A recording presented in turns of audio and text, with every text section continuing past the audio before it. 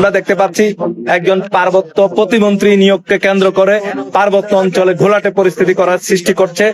আমরা এটি দায়িত্বহীন কণ্ঠে বলতে চাই, এর আগেও পার্বত্য অঞ্চলে শুধুমাত্র একবার পূর্ণ মন্ত্রী নিয়োগ দেওয়া হয়েছিল। এর আগেও মন্ত্রিত্বের বিভিন্ন দায়িত্ব পালন করেছে, প্রধানমন্ত্রীরা দায়িত্ব পালন করেছে, বা সমতল থেকে বিভিন্ন মন্ত্রী এমপিরা দায়িত্ব পালন করেছে, বিভিন্ন অফিসাররা দায়িত্ব পালন করেছে। এর আগে প্রতিমন্ত্রী এবং উপমন্ত্রী পার্বত্য অঞ্চল থেকে বারবার দেওয়া হয়েছিল।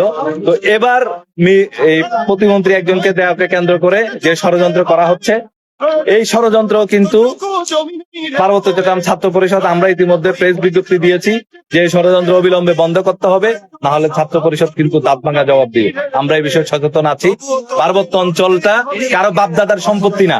পার্বত্য অঞ্চল, ওইখানে বাঙালি যেমন আমরা থাকবো, তেমনি পাহাড়ি সহ অন্যান্য জনগোষ্ঠীরও থাকবে। পার্বত্য অঞ্চল কারো একার না। পার্বত্য অঞ্চলে যদি তারা বাবার সম্পত্তি মনে করে যে এখানে কোনো বাঙালিরা এখানে দায়িত্ব পালন করতে পারবে না, সেই চিন্তা তাদের ভুলে যেতে হবে। আমরা যারা এখানে শিক্ষার্থীরা রয়েছি পার্বত্য অঞ্চলের, আমরা প্রত্যেকটি ষড়যন্ত্রের জবাব দিব।